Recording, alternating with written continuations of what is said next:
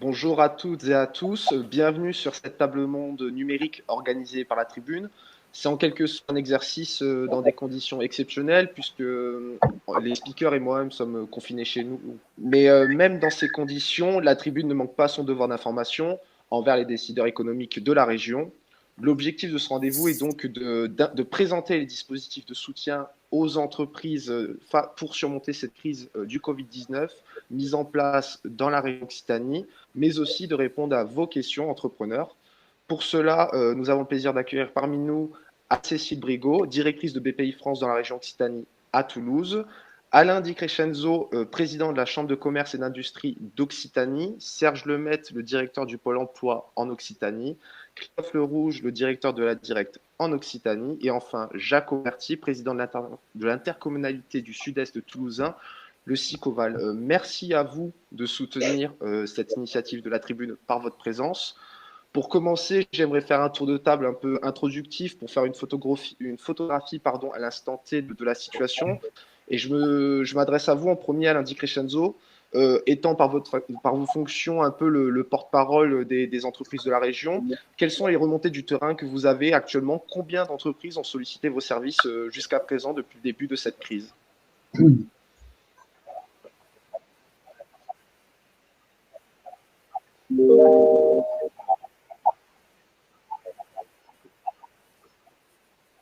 On l'entend pas.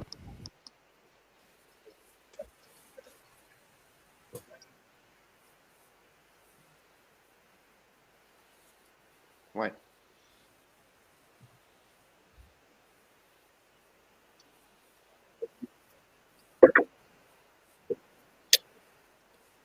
Mm. Mm.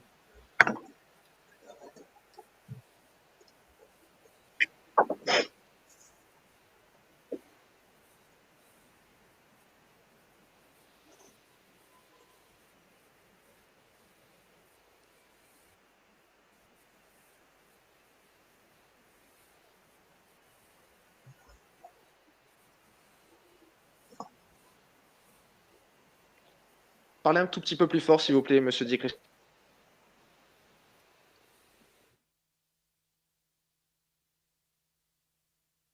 Ah. Euh, J'entends très bien monsieur Di Crescenzo, moi. Oui. Euh, oui.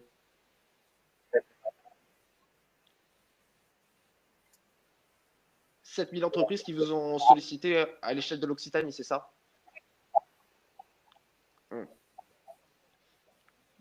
Ouais.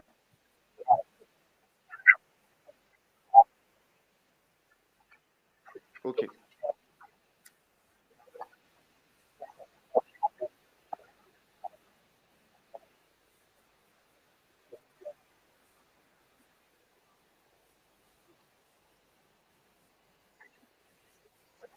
Ok. Merci. Jacques Auberti, je me tourne vers vous désormais. On a préparé cette conférence. Vous m'avez dit que beaucoup d'entreprises ont sollicité vos services spontanément pour avoir des informations sur tous les soutiens qui ont été annoncés par les différentes institutions. Quel est le sentiment qui prédomine au sein du tissu économique du côté du sud-est toulousain, qui est assez représentatif quand même de ce qu'on trouve dans l'agglomération toulousaine?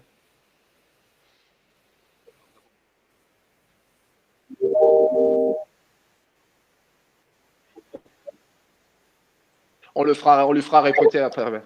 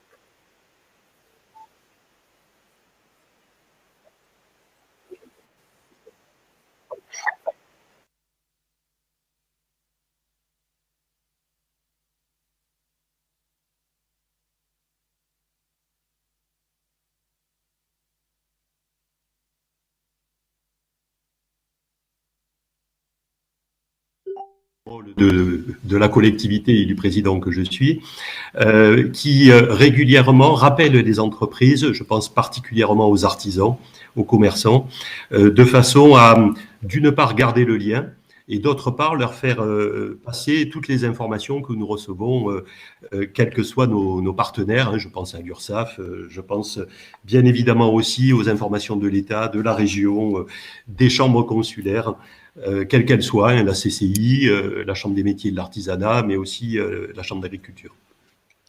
Ok. Je vous demanderai, Jacques Houberty, juste pendant que j'ai échangé avec les autres interlocuteurs, de recharger votre page, s'il vous plaît, parce qu'apparemment, les auditeurs ne vous entendent pas non plus. Très bien. Pareil pour Alain Di Crescenzo, quittez, revenez sur la scène et peut-être que ça sera mieux à ce moment-là. Okay. Cécile Brio, quelles sont les remontées que vous avez et combien d'entreprises d'Occitanie vous ont sollicité depuis le début de la crise? Et surtout, y a-t-il un profil qui se dégage parmi les entreprises qui vous demandent de l'aide? Oui, alors en effet, donc BPI France, déjà tout d'abord, nous sommes tous sur le pont, c'est 70 personnes en Occitanie, 90% des effectifs ont été mis en télétravail quasiment immédiatement pour pouvoir assurer un retour de l'entreprise. Nous avons à ce jour reçu plus de 4000 appels d'entreprises. Je tiens à saluer les équipes de BPI France qui sont sur le pont et qui les renseignent tous les jours, qui contactent leurs clients. Ces 4000 entreprises, le profil majoritairement, ce sont des très petites entreprises, des artisans, des commerçants qui ont été touchés en effet de plein fouet par les fermetures des commerces, mais également des sociétés dans le tourisme ou encore dans le transport. Voilà principalement les typologies d'entreprises qui nous contactent. D'accord. Monsieur Leroux, je m'adresse à vous maintenant. Au niveau national, le ministre de l'économie, Bruno Le Maire, a annoncé hier qu'il y avait 730 000 personnes qui étaient au chômage partiel. Est-ce que vous avez la part de la région Occitanie? Combien de personnes sont dans cette situation aujourd'hui? Alors, j'ai pas les chiffres actualisés parce qu'on a des remontées d'informations qui n'arrivent que de façon séquentielle. Moi, les chiffres que j'ai datent de vendredi dernier et on avait à vendredi dernier près de 2500 entreprises en Occitanie qui avaient demandé à bénéficier de l'activité partielle et ça concernait 40 000 personnes. 40 000 personnes. Donc, c'est des chiffres de la semaine dernière et ça évolue de jour en jour. Évidemment, on a une croissance très, très forte. Le nombre d'entreprises qui nous ont sollicité, d'abord pour des renseignements, pour savoir quels sont les dispositifs qu'on peut mettre en place pour les soutenir, de l'ordre de 4 à 5 000 entreprises qui nous ont soit téléphoné, soit envoyé des messages pour qu'on leur réponde. Et à chaque fois qu'il y avait des annonces gouvernementales, on avait une vague d'appels qui nous sollicitaient pour savoir comment bénéficier de ces dispositifs. Les entreprises qu'on a vues d'abord arriver, c'est les entreprises de l'événementiel qui ont été impactées au tout début de cette crise. Puis après, on a vu les restaurateurs, les magasins, et petit à petit, on voit arriver des entreprises d'une taille un peu plus importante qui sont sur de la production industrielle ou sur des entreprises de construction. Donc, on voit que petit à petit, la crise a touché certains secteurs qui maintenant sollicitent nos dispositifs. Alors, je suppose que pour le chômage partiel, c'est pas open bar. Il y a des conditions à remplir pour que notre entreprise puisse demander des mesures de chômage partiel. Est-ce que vous pouvez les préciser aujourd'hui pour les entreprises d'Occitanie? Quelles sont les conditions à remplir pour demander le chômage partiel pour ces équipes? Alors, c'est pas open bar comme vous dites. Ceci étant, les consignes qui ont été données par le ministère et que moi je donne à mes équipes sont quand même des consignes de bienveillance. La bienveillance, ça veut dire qu'on reconnaît que la crise est exceptionnelle, que les entreprises sont dans des difficultés majeures, parce soit il y en a certaines qui sont fermées par obligation, toutes les entreprises qui recevaient du public. Donc là, de façon automatique, elles peuvent bénéficier de l'activité partielle, soit parce qu'elles ont des problèmes d'approvisionnement, soit parce qu'elles ont des problèmes parce qu'elles ne peuvent pas faire venir leurs salariés dans des conditions de sécurité sanitaire satisfaisantes. Donc, pour toutes ces entreprises, l'activité partielle va être quasiment automatique. Donc voilà, on n'a pas de critères clairs et fermes et précis. C'est pas open bar parce qu'on va vérifier quand même que les mesures ont été prises par les entreprises, c'est-à-dire que les premières mesures, c'est de mettre les employés en télétravail, d'essayer de poursuivre l'activité en mettant en place les mesures sanitaires nécessaires. Donc c'est ça qu'on va vérifier. Mais si on s'aperçoit que pour la majorité, c'est ce qu'on constate d'ailleurs pour la majorité des entreprises, ces conditions ne sont pas remplies, à ce moment-là, l'activité partielle se fera de façon très très rapide et sans plus de process que ça. Alors, je suppose que la démarche administrative, c'est directement près de vous. Quelle est la démarche administrative précise à remplir? C'est en contactant directement les services de la Directe. Quelle est la démarche administrative enclenchée pour accéder au chômage partiel?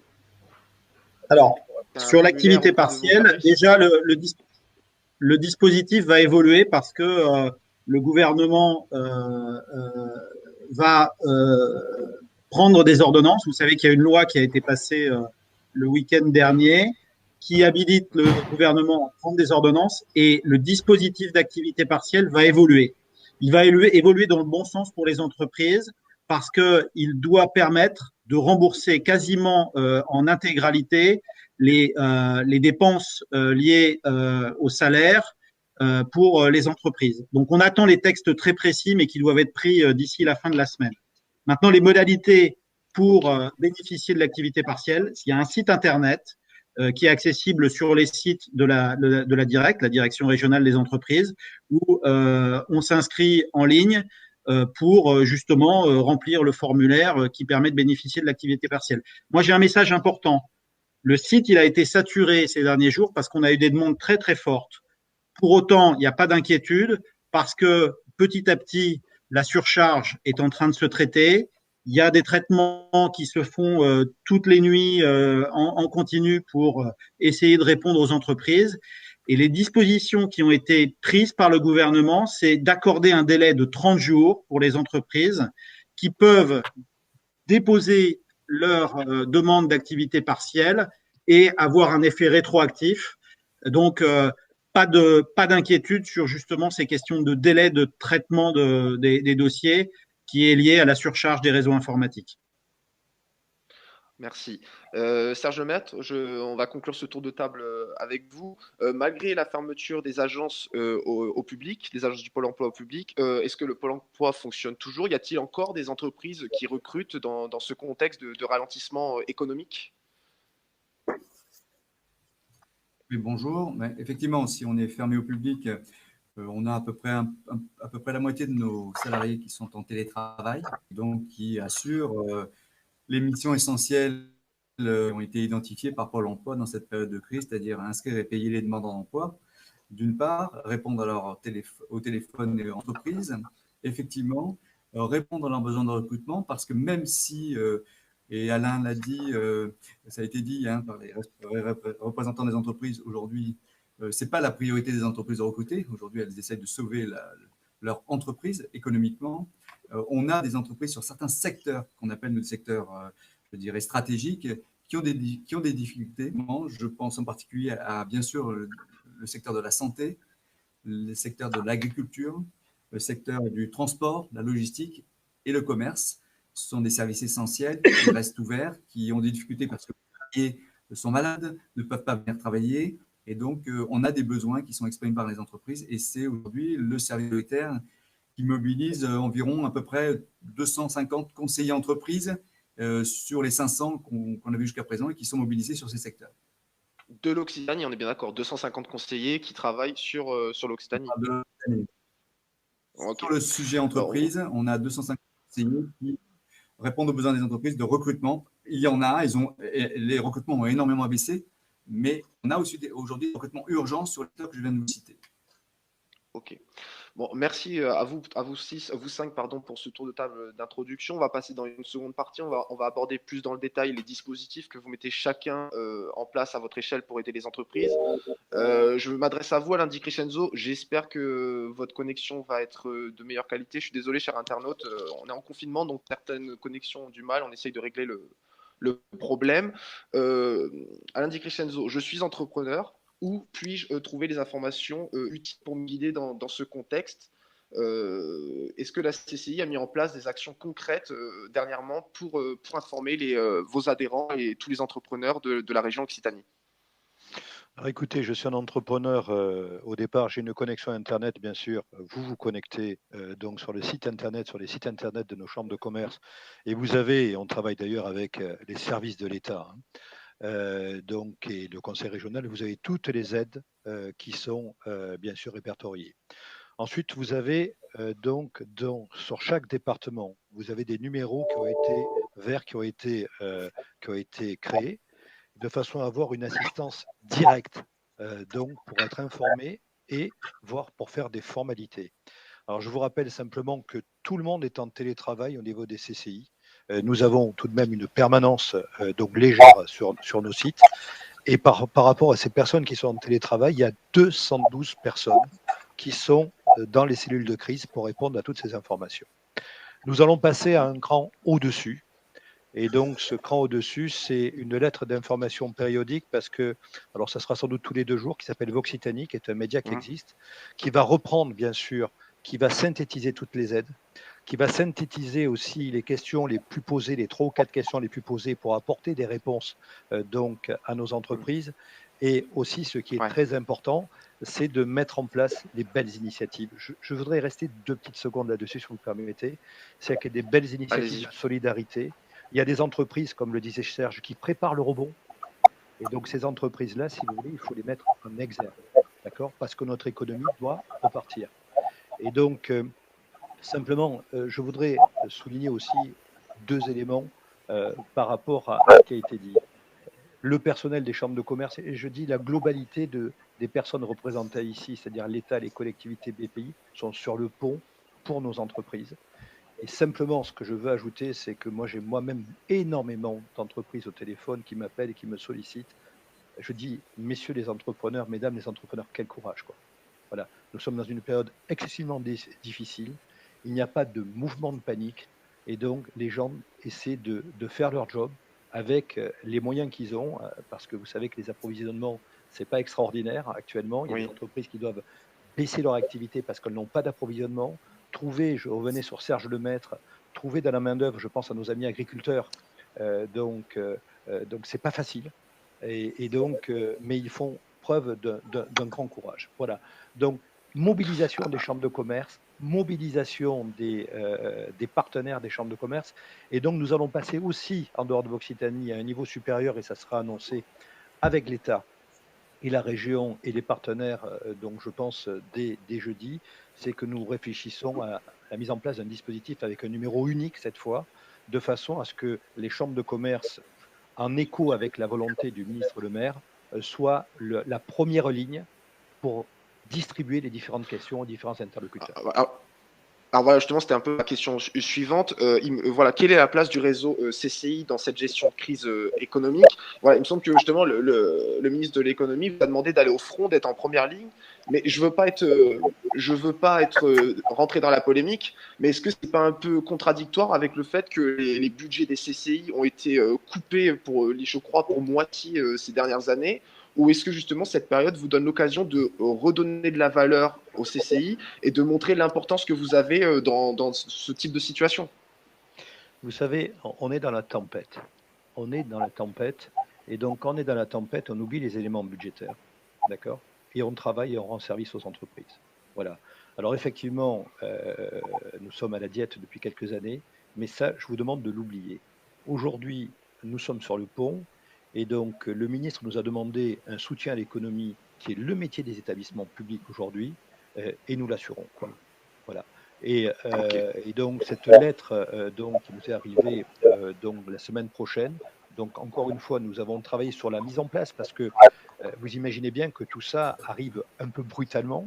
Donc, sur la mise en place des dispositifs pour qu'ils soient encore une fois les plus fluides possibles et les plus réactifs vis-à-vis de nos entreprises et de nos entrepreneurs. Voilà. Ce qui est aussi important à souligner, si vous voulez bien, c'est que être en première ligne, ça ne veut pas dire que les autres n'existent pas. Je crois qu'aujourd'hui, je le vois, on fait le pack de l'économie. Et qu'on soit l'État, qu'on soit la région, qu'on soit BPI, qu'on soit Pôle emploi, qu'on soit les URSSAF, nous sommes tous mobilisés pour rendre service à nos entreprises. Parce que le mot-clé, ça s'appelle la réactivité. Voilà. C'est un peu comme l'épidémie que nous vivons. Et il faut des médicaments, il faut des solutions pour intervenir au plus court, justement pour pas qu'on ait des événements, des effets irréversibles au niveau de nos entreprises. Il s'appelle la fermeture définitive. Okay. Merci, Di Crescenzo. Christophe Lerouge, je compte sur vous pour éclaircir nos internautes sur un point en particulier. Il a été annoncé un report de charges pour les entreprises. Mais concrètement, quelle est la marche à suivre pour en bénéficier? Parce que beaucoup d'entrepreneurs s'interrogent sur cette démarche. De quelle charge parle-t-on? Et est-ce ouvert à toute entreprise sans qu'on dise taille, de chiffre d'affaires? Voilà. Est-ce que vous pouvez me donner vos précisions sur le sujet? Bien, alors, j'ai pas du tout entendu la réponse d'Alain Di Crescenzo, donc je sais pas ce qu'il a dit.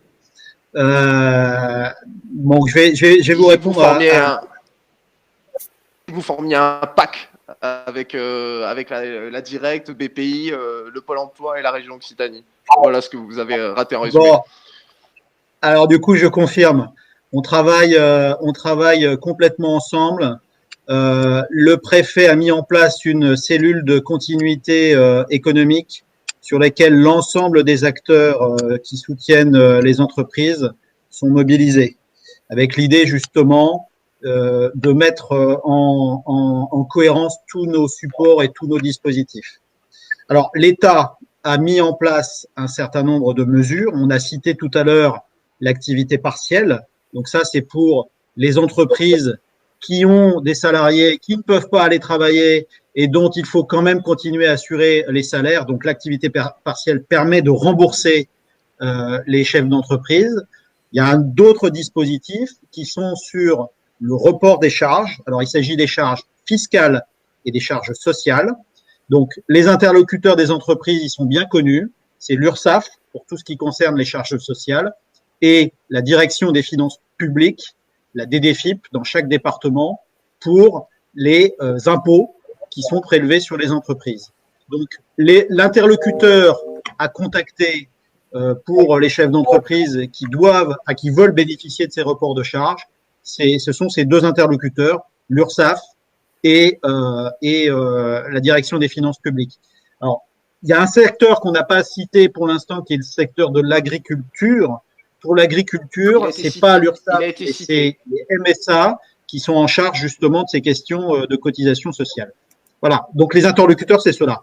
Et chaque service de l'État, donc de la direction des finances publiques ou de l'URSSAF, a mis en place sur son site internet les moyens pour les contacter et demander le report de charges fiscales et sociales, qui est quasiment automatique. Il n'y a pas de conditions de taille, de chiffre d'affaires, de baisse du chiffre d'affaires. C'est vraiment pour toutes les entreprises. Elles peuvent demander sur la période un report de charge. Ça, vous me le confirmez? Exactement. Okay. De la même façon que pour l'activité partielle, il n'y a pas de critères sur les entreprises.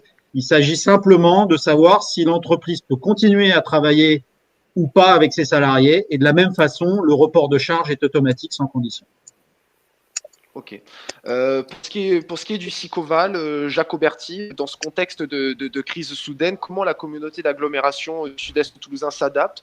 Est-ce qu'il y a des actions particulières que vous avez instaurées au niveau, à destination de vos entreprises? Il me semble que vous avez fait quelques gestes à leurs égards, notamment au niveau des charges aussi. Oui, alors tout à fait. D'abord, vous dire que le Sicoval est concerné aussi directement par cette crise, 1300 agents que nous continuons bien évidemment à payer. Nous avons des sociétés publiques locales événementielles, d'autres qui doivent aussi anticiper en matière de paiement des salariés. La nécessité de continuer aussi à consommer sur le territoire, justement, à payer nos fournisseurs sans délai et à suspendre tous les délais tels que nous pouvons en avoir dans le cadre des marchés publics. Donc, nous sommes concernés au premier chef, au-delà du métier même de la collectivité, sur l'ensemble des soins infirmiers, des crèches, et j'en passe. Alors, avant même que l'État nous ait invités à le faire, nous avons suspendu l'ensemble des facturations. Je crois que ça a été très important, que ce soit l'eau, l'assainissement, les déchets, l'ensemble des facturations aussi au sein de nos pépinières pour les loyers, pour les charges, l'ensemble des facturations auprès des entreprises que nous logeons dans nos propres bâtiments. Faire en sorte aussi de suspendre la perception de la taxe de séjour par rapport au monde du tourisme, avancer aussi aux structures de l'économie sociale et solidaire, donc des subventions pour leur permettre de continuer à fonctionner, relayer bien évidemment aussi tous les messages de nos partenaires des territoires, je pense au département ou à la région, sur toutes les mesures que ces collectivités prenaient à l'égard du monde économique, particulièrement de la région, bien sûr. Vous avez évalué un peu, entre guillemets, le manque à gagner pour le CIPAL, ces suspensions de charges, c'est un geste de combien? Est-ce que vous avez une idée? Alors, sincèrement, je répondrai comme Alain Di Crescenzo. Je crois que nous n'en sommes pas là. L'idée, c'est plutôt d'agir dans l'urgence, avec la réactivité la plus importante, tout en mesurant bien, évidemment, la communication que nous avons, pour éviter effectivement d'être dans la précipitation. Mais sincèrement, les comptes, je pense que ça n'est pas à l'ordre du jour de la collectivité. Je crois que l'urgence mérite que nous prenions les mesures sans décompter effectivement la charge que cela représente. Alors, d'autres mesures ont été prises aussi, bien entendu, pas uniquement financières. Les chefs d'entreprise nous ont sollicité pour augmenter la surveillance des zones d'activité économique ou industrielle, dans un contexte où on pourrait imaginer effectivement qu'il puisse y avoir des actes malveillants. Je pense aussi à des mesures que nous sommes en train de prendre, notamment à l'égard des agriculteurs. Vous savez que l'État a décidé d'interdire les marchés de plein vent et de n'en autoriser que certains sur dérogation. Bien évidemment, il faut absolument venir en aide au monde de l'agriculture. Je pense à l'agriculture locale. Nous travaillons aussi avec la grande distribution pour qu'elle soit au rendez-vous, que les surfaces commerciales alimentaires puissent là aussi réagir face aux producteurs locaux et leur permettre d'écouler leur stock. Ok, merci Jacoberti. Tite Brigot, aujourd'hui concrètement, je suis une entreprise de la région Occitanie. Quels sont les dispositifs mis en place par BPI au niveau aussi bien national que régional? Quels sont les dispositifs auxquels j'ai le droit, à hauteur de quel montant et sur quels critères? Donc, déjà, je confirmerai ce qui a été dit précédemment sur le fait que nous intervenions vraiment en PAC avec les acteurs locaux du territoire. Dès les premiers jours, chaque acteur a pris connaissance des différents dispositifs de chacun pour pouvoir renseigner au mieux l'entreprise et surtout éviter de la balader d'un guichet à un autre. Donc ça, c'est vraiment effectif aujourd'hui et nous renseignons aujourd'hui beaucoup d'entreprises sur des dispositifs État et on les renvoie vers le bon interlocuteur. Concernant les dispositifs de BPI France, ça concerne majoritairement des financements de la trésorerie des entreprises. La première action que l'on a mis en place, c'est un arrêt du prélèvement des échéances des clients de BPI France. Donc, tous les clients de BPI France qui avaient des encours de financement au sein de BPI France n'ont pas été prélevés et ne le seront pas au titre de leur échéance de prêt dans les 6 prochains mois. Ça, c'est la première mesure que l'on a mis en place. La deuxième mesure qui a été mise en place, c'est que toutes les entreprises qui avaient un crédit auprès de leur établissement bancaire, qui bénéficiaient d'une garantie de BPI France, si l'établissement bancaire accepte de reporter les échéances de crédit, la garantie de BPI France sera automatiquement maintenue. Donc ça, c'est la deuxième grande action que l'on a mis en place. Et ensuite, après, les autres actions sont la garantie, les dispositifs de garantie directe de BPI France à hauteur de 90%, qui perdurent pendant les nouvelles mesures qui sont mises en place depuis aujourd'hui, qui sont les prêts garantis par l'État. Donc, que sont les prêts garantis par l'État? C'est une entreprise qui a besoin de trésorerie à court et moyen terme pour pouvoir passer le cap actuel, va pouvoir aller se rendre chez son banquier et pouvoir lui demander un crédit d'un montant maximum de 25% de son chiffre d'affaires. Ce crédit sera garanti pour les PME à hauteur de 90% du montant que la banque va prêter à l'entreprise. Quelle forme va prendre ce crédit? Le crédit qui sera mis en place par la banque, ça sera une ligne de trésorerie sur 12 mois. Et au terme de ces 12 mois, donc il n'y aura pas de remboursement d'échéance pendant les 12 mois, et au terme des 12 mois, l'entreprise et la banque décideront si soit l'entreprise a la trésorerie, elle rembourse ce crédit qu'elle a levé, soit elle n'a pas la trésorerie et elle va le réétaler sur une durée maximum de 5 voire 6 ans. Donc voilà comment ça se passe concrètement pour les prêts garantis par l'État. Et si une entreprise souhaite en bénéficier, il faut qu'elle aille voir son partenaire bancaire et qu'elle se mette en contact avec lui directement. Et ensuite, c'est lui qui aura la garantie directement de l'État. BPI France est opérateur dans le cadre de ce dispositif. Voilà, je précise que c'est le fameux plan de 300 milliards annoncé par le président de la République il y a une dizaine de jours. Voilà, pour être… Exactement. Exactement. Pour compléter ces dispositifs, de garantie, à savoir garantie et prêt garantis par l'État, il y a également des dispositifs de financement qui sont directement octroyés par BPI France. Ces financements sont de deux types. Soit ça s'appelle un prêt Atout, c'est un dispositif national, c'est un prêt de 50 000 qui va jusqu'à 30 millions d'euros pour les ETI. Donc, les PME et les ETI sont ouverts à ce dispositif-là. C'est un prêt qui va jusqu'à 5 ans, dont 12 mois de différé en capital. À côté de ça, grâce à la région, grâce aux relations que nous avons avec la région et au soutien qu'elle souhaite apporter à ces entreprises, elle a souhaité s'appuyer sur BPI France pour mettre en place dans la région Occitanie un prêt rebond qui va de 10 000 euros jusqu'à 300 000 euros et qui est limité au montant des fonds propres. Ces deux prêts, Atout et Rebond, vont permettre de préparer la reprise des entreprises. Ça, c'est très important. Et c'est ce qui va permettre aux entreprises de pouvoir se préparer à pouvoir repartir plus rapidement possible. Ces deux prêts sont évidemment dans la limite du montant des fonds propres. Pardon ? Et ça se passe de ces deux prêts, c'est BPI France ou c'est la région Occitanie ? Non, les entreprises peuvent s'adresser directement à BPI France.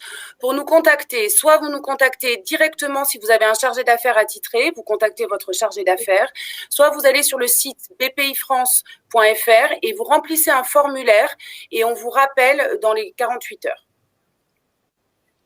Ok. Atout et Rebond viennent en complément de prêts bancaires mis en place par les banques et peuvent venir en complément des prêts garantis par l'État. Donc, on est sur des leviers de financement complémentaires. Ok. Merci Anne-Cécile Brigaud. Je me tourne vers vous maintenant, Serge Lemaitre. En plein confinement, comment le Pôle emploi s'adapte à cette période? Comment vous adaptez votre offre de services aux entreprises? Il me semble que dans les semaines à venir, l'emploi va développer des job dating en ligne, si je ne me trompe pas. Oui, peut-être juste avant de dire qu'aujourd'hui, l'ensemble des canaux qui permettent à une entreprise qui a un besoin de recrutement passer par Pôle emploi existe toujours, bien sûr, Internet et puis le téléphone. Là, il y a deux initiatives qui se lancent, dont on commence à parler dans les médias. Une première initiative qui concerne tous les secteurs professionnels, qui est une plateforme en ligne qui va permettre aux entreprises qui recherchent du personnel, tous secteurs confondus, un dépôt d'offres simplifié à Pôle emploi, permettant très vite que cette offre d'emploi soit affichée, que des candidats puissent rapidement postuler.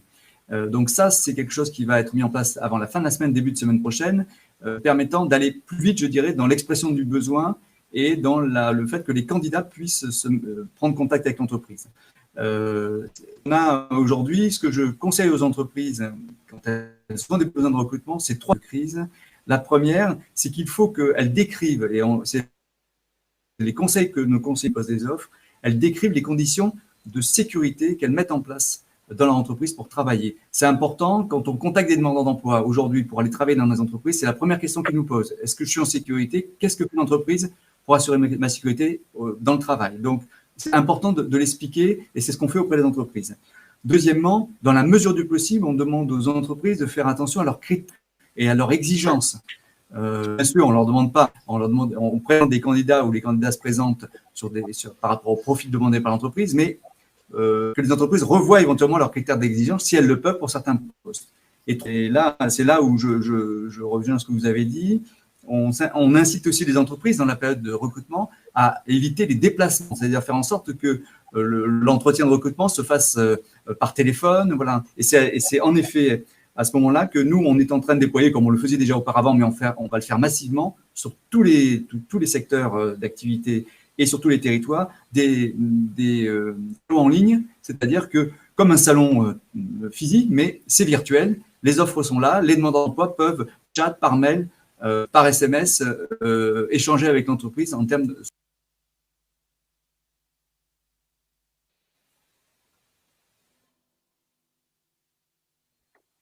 Ok, pardon. Alain De Crescenzo, oui, donc vous disiez, il y a certains aspects du plan d'aide qui ne sont pas suffisants. Voilà, donc ce que je vous disais, voilà, ce qui marche plutôt bien, c'est plutôt minimiser. Ce qui marche bien, c'est le fait de minimiser les sorties, donc les reports d'échéances bancaires, les loyers, les charges sociales et patronales, etc. Ça marche plutôt bien. Ça marche bien, par contre, ce qu'on doit huiler un peu mieux, et on en a parlé avec la Directe, puisqu'il y a les règlements qui arrivent, donc c'est donc l'accès au chômage partiel. Mais vous savez qu'aujourd'hui, c'est la déclaration qu'il faut faire et nous avons un mois de délai par rapport à ça. Et il faudra bien sûr veiller à ce que le remboursement de l'entreprise qui fait l'avance se fasse le plus rapidement possible. Là où c'est plus compliqué, c'est l'apport de cash à l'entreprise qui est fondamental. Sur l'apport de cash, donc premier point, les 1 500 € par entreprise de moins de 10 personnes, même si les règlements et les textes vont un peu bouger là-dessus, je le schématise, ce n'est pas suffisant. Pourquoi ? Parce que cet entrepreneur, cet indépendant, il a aussi des échéances. Il doit faire face à des échéances. Et je vous rappelle la chose suivante, c'est qu'une entreprise, même si elle n'a plus d'activité, elle a des charges fixes à assurer. Si je regarde les entreprises de plus de 10 personnes, et donc on est essentiellement dans les principes de fonds additionnels aujourd'hui qui ne sont pas encore bien déterminés, mais on est sur le prêt garanti par BPI. La remarque que je peux faire là-dessus, c'est qu'il est garanti à 90% le prêt. Mais il reste 10% qui forcent les banques, bien sûr, parce que c'est le règlement, à instruire les dossiers. Et là, si vous voulez, j'ai peur de la lourdeur, entre guillemets, ou de l'inertie qu'on peut avoir pour enflouer rapidement les entreprises qui ont besoin de cash. On parle de millions d'euros ou de milliards d'euros. Je voudrais simplement vous donner un exemple pour vous rendre compte de ce que ça veut dire sur la distribution aux entreprises. Si je prends la Chambre de commerce et d'industrie, les ressortissants de la Chambre de commerce et d'industrie d'Occitanie, 315 000 établissements. Et je ne couvre pas tout le monde. Vous avez des chambres d'agriculture, vous avez des chambres de métier, l'artisanat. Donc uniquement ces entreprises inscrites au registre du commerce et des sociétés, chaque fois que l'on met 1 million d'euros sur la table, c'est 3 € par entreprise. C'est 3 € pour 1 million. Alors, pas tout le monde en a besoin, d'accord, mais simplement pour vous dire qu'on a besoin de beaucoup plus d'argent. On a besoin de deux choses, de plus d'argent et de plus de réactivité et de célérité, parce qu'encore une fois, les entreprises qui ferment sont sur le chemin critique et c'est une affaire de jours. Voilà. Alors, je sais qu'on fait tout ce qu'on peut les uns les autres. Je sais que l'État fait ce qu'il peut. La région est au soutien des entreprises. Mais aujourd'hui, voilà, plus de réactivité, il faut aller plus vite et on a besoin de beaucoup plus d'argent. Et j'en appelle à la solidarité. Il n'y a pas que la région, il n'y a pas que l'État, il y a les collectivités. Je vois les agglomérations, les métropoles qui abondent à des fonds. Je vois que les départements s'intéressent aussi à ces fonds. Voilà, on a besoin d'argent et on a besoin d'argent rapidement pour sauver nos entreprises. Et je vous assure, il n'y a pas d'effet d'aubaine. Ok, merci. Si je peux compléter quelque chose. Justement, ouais, si je me permets. Allez-y, après on fera un petit rétropédalage. Allez-y, je vous en prie. Il y a quelque chose que je dois rappeler aussi, c'est la solidarité interentreprise. Moi, j'ai un point de vigilance justement sur les paiements qui sont assurés par les entreprises. On a remarqué que certains grands donneurs d'ordre pouvaient peut-être profiter de la situation pour pas payer leurs fournisseurs ou pour mettre des conditions qui nous semblent absolument excessives. Donc, on a une grande vigilance là-dessus et il faut absolument aussi que les entreprises soient solidaires entre elles et en particulier les grands donneurs d'ordre vis-à-vis des petites entreprises. On a quelques signaux d'alerte sur lesquels on va être extrêmement vigilant sur ce sujet. Alors, je vais faire un tout petit rétropédalage parce qu'on a eu une petite coupure. Anne-Cécile Brigaud et Christophe Lerouge, est-ce que vous pouvez juste rappeler aux auditeurs, parce que voilà, il y a eu la coupure à ce moment-là, les dispositifs mis en place pour les indépendants. Je suis indépendant, mon activité est arrêtée. Quels sont les dispositifs mis en œuvre pour ces indépendants qui aujourd'hui, on le sait par exemple en Grande-Bretagne, ils sont laissés à l'abandon. Donc en France, qu'est-ce qui est disponible pour ces indépendants? Rapidement, si c'est possible, s'il vous plaît. Alors, moi, la réponse que je vous avais donnée, c'est que le prêt garanti par l'État, dont j'ai expliqué le fonctionnement précédemment, sera ouvert aux indépendants, aux professions libérales, aux artisans. Voilà. Ok. Christophe Lerouge, est-ce que vous pouvez juste rappeler ce que vous avez dit sur les indépendants, le dispositif, le fameux fonds de solidarité? Va être mis en place un fonds de solidarité qui sera financé par l'État et les régions, qui bénéficiera aux très petites entreprises, donc de moins de 10 salariés, aux indépendants et aux auto-entrepreneurs, avec un chiffre d'affaires inférieur à 1 million d'euros, qui auront soit cessé leur activité par des décisions de fermeture des magasins notamment, ou qui auront connu une baisse de chiffre d'affaires de plus de 70%. Pour ces entreprises, ces petites entreprises, ces indépendants, ces auto-entrepreneurs, il y a le versement d'une somme de 1 500 € et la modalité pour en bénéficier, c'est via un contact dans chaque département avec les directions des finances publiques, les DDFiP, qui pourront verser cette somme à compter du 31 mars. Ok. Alors, juste dernier rétropédalage, après on passe à la dernière partie qui est l'après-Covid, coupé au moment où vous aviez la parole, Anne-Cécile Brigaud, par rapport au prêt à taux zéro, le prêt rebond mis en place avec la région Occitanie. Est-ce que vous pouvez le rappeler rapidement et après on passe à la dernière séquence? Oui, bien sûr. Donc, grâce à la région, BPI France va pouvoir mettre en place des prêts rebonds sur la région Occitanie. Ce sont des prêts sur 7 ans, dont 2 ans de différé en capital, qui vont de 10 000 € à 300 000 €, dont le montant est limité au montant des fonds propres. Ce prêt rebond viendra en complément de prêts bancaires qui seront mis en place par les banques ou via le dispositif prêt garanti par l'État. Ok. Quelles sont les conditions juste pour accéder à ce prêt Je fais une dernière remarque sur ce que disait Alain et en effet, il faut aider massivement les entreprises et c'est évident qu'il faut aller très vite. Je pense qu'aujourd'hui, les banques, grâce au dispositif du prêt garanti par l'État, vont pouvoir le faire massivement. Elles se sont engagées à le faire et à répondre dans les meilleurs délais. Donc ça, on peut compter, je pense, sur la profession bancaire pour ça, puisque la garantie à 90% va sensiblement limiter leurs risques et les 10% restants, la banque ne doit pas prendre de garantie complémentaire. En revanche, j'émets quand même une vigilance sur les montants qui vont être demandés. Ce montant, en effet, est un montant maximum de 25% du chiffre d'affaires, mais il faut quand même que l'entrepreneur, il ne faut pas rajouter de la difficulté à la difficulté. Il faut que les entrepreneurs et les entreprises aient conscience d'un prêt. Ce n'est pas une subvention. Et un prêt, ça doit se rembourser. Donc attention, quand elles vont discuter avec leur banque, qui seront leur interlocuteur principal, il faut bien que l'entreprise arrive avec un besoin clairement identifié et ensuite des explications sur le plan de trésorerie qui va être derrière pour pouvoir rembourser ce crédit. Voilà. Bon, merci à vous 5 pour ces éclairages sur les dispositifs. Maintenant, dans une dernière partie assez rapide, parce qu'on a un petit peu débordé sur le timing prévu, j'aimerais aborder avec vous l'après-Covid, l'après-crise. Et j'aimerais tout d'abord m'adresser à vous, Monsieur Auberti. À l'instant où je vous parle, est-ce que la communauté d'agglomération du Sud-Est Toulousain, est-ce que le SICOVAL a moyen de financer un plan de relance de l'économie à son échelle, ou est-ce que ça doit être une démarche de solidarité avec le Conseil régional et l'État?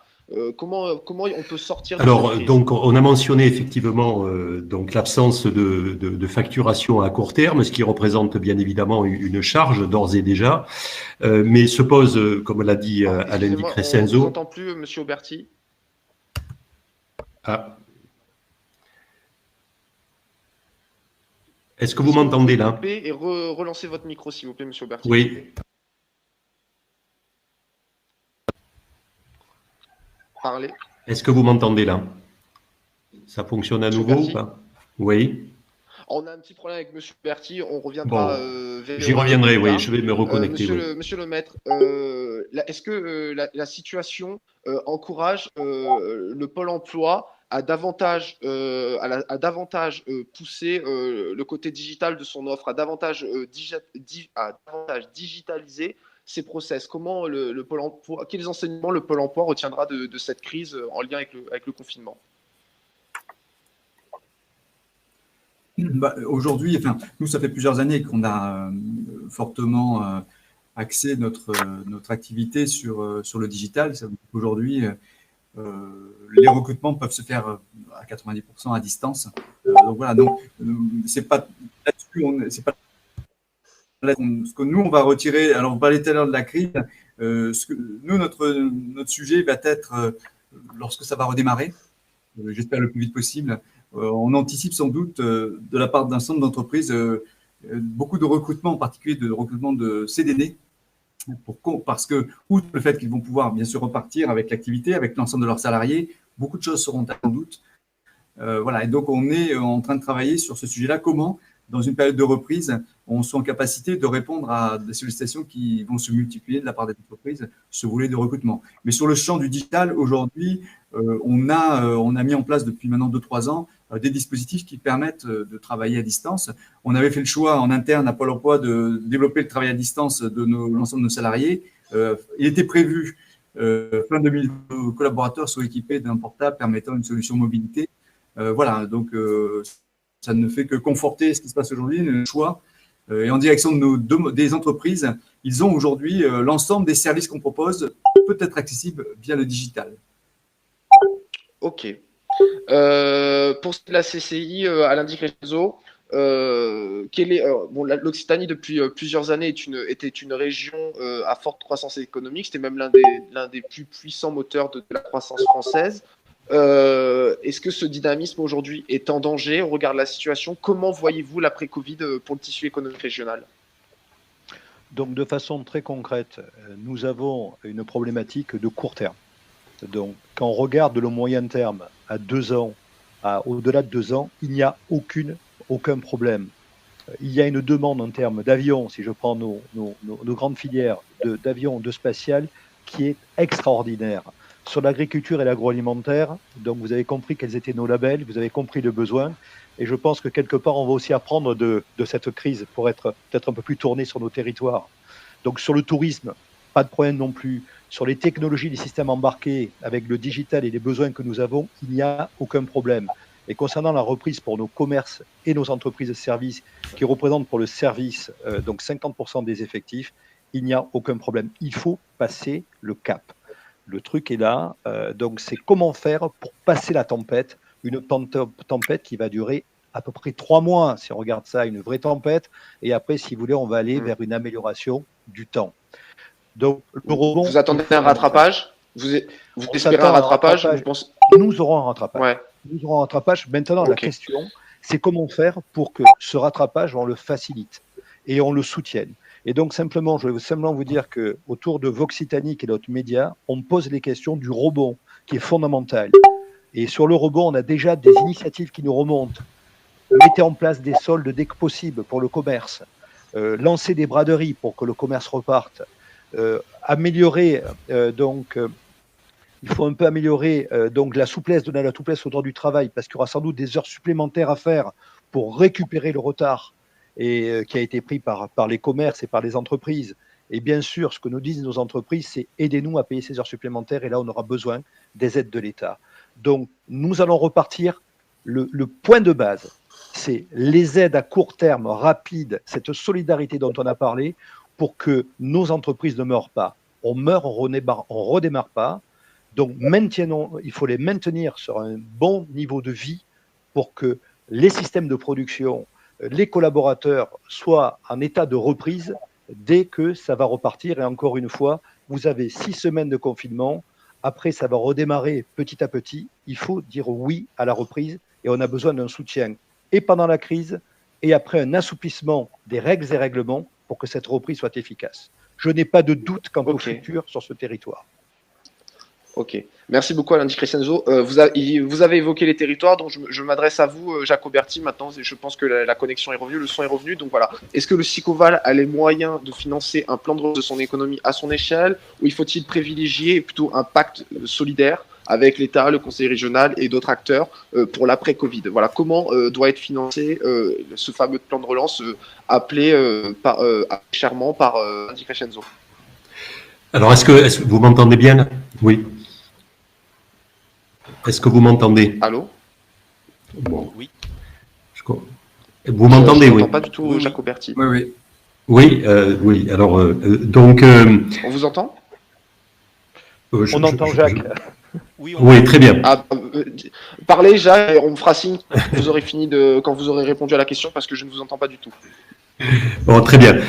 Donc, effectivement, je vous disais que bon, il y a des suspensions de facturation, mais au-delà, de la même façon que la France, au niveau européen, demande à pouvoir surseoir au pacte de stabilité, je crois que nous avons un certain nombre de règles qu'il va falloir aussi lever pour permettre de la mobilisation des réserves pour aider effectivement le monde de l'entreprise.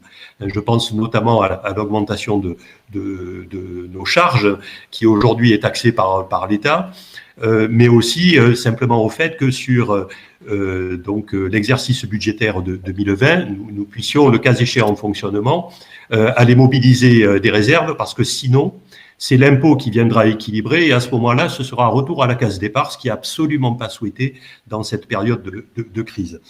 Il faudra aussi jouer groupé avec l'État et la région particulièrement, mobiliser sans doute plus rapidement la TVA et relancer la commande publique, faire en sorte que les collectivités puissent aussi, à un moment, commander aux entreprises locales pour leurs propres travaux, rattraper en quelque sorte une forme de retard durant les mois de confinement.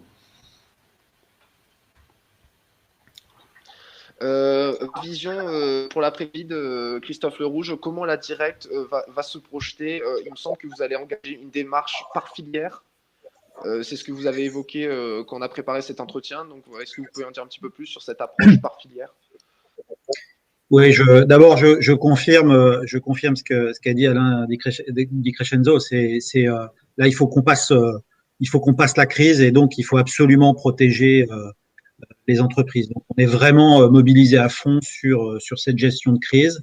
Après, j'ai pas non plus trop de doutes sur la capacité de la région et des entreprises de la région à rebondir.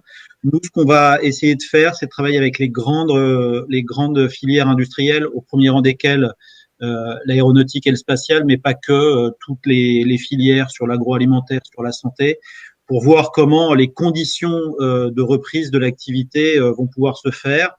Il faut pas que tout ce qui concerne la supply chain et ce qui a été construit depuis des années pâtisse de cette crise. Donc, on va travailler avec les grands donneurs d'ordre pour justement le suivi des filières et le redémarrage des filières. Pour rassurer aussi Alain Di Crescenzo sur les règles et les dérogations qui pourront être accordées.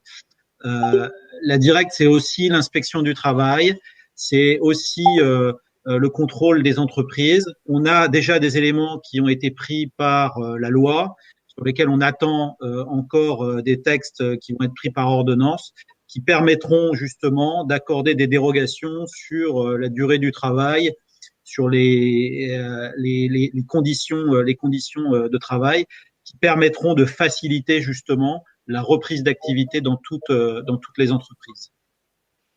Ok, le mot de la fin sera pour vous. Est-ce que je peux compléter? Allez-y, je vous en prie, complétez. Je vais rebondir sur ce qu'a dit Alain et ce qu'ont dit Alain et Christophe. Hier, j'étais en échange avec Madame Garcia, la présidente du MEDEF, avec également les représentants de l'intérim. On s'attend, lorsque ça reprendra, à beaucoup de demandes de contrats à durée déterminée pour venir renforcer les salariés des entreprises sur un certain nombre de secteurs. Et donc, là aussi, outre les heures supplémentaires, il faudra prévoir peut-être de la souplesse dans l'utilisation de ce type de contrat sur quelques mois, parce que je pense que les entreprises vont y avoir recours pour faire ce qu'on appelle le rattrapage de ce dont parlait Alain. Donc, outre les heures supplémentaires, il y aura aussi des sujets autour de la durée des contrats et des contrats courts. Voilà. Ok. Merci pour cet éclaircissement, Serge Lemaitre. Anne-Cécile Brigaut, le mot de la fin est pour vous. Voilà, comment BPI se projette sur l'après-crise? Est-ce qu'il y a des actions particulières qui vont être mises en place ou est-ce que vous allez continuer vos missions classiques ou il y a quand même vous préparez déjà l'après d'une manière ou d'une autre?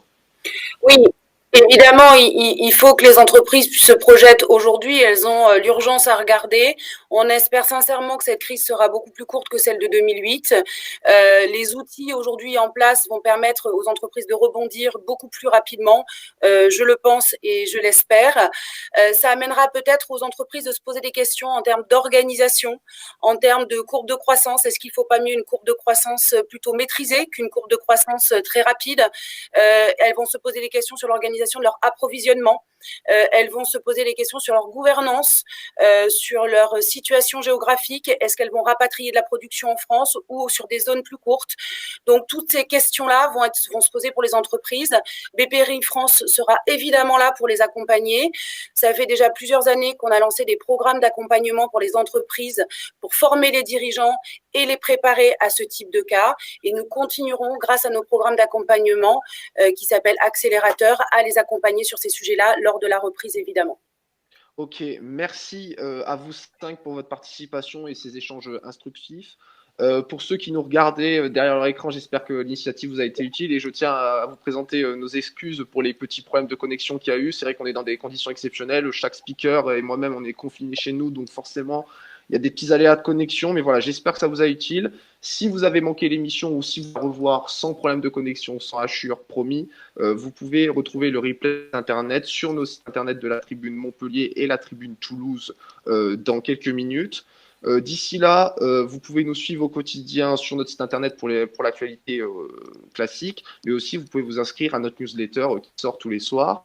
Je vous donne rendez-vous demain à 11h pour le même exercice sur le site de la Tribune Bordeaux.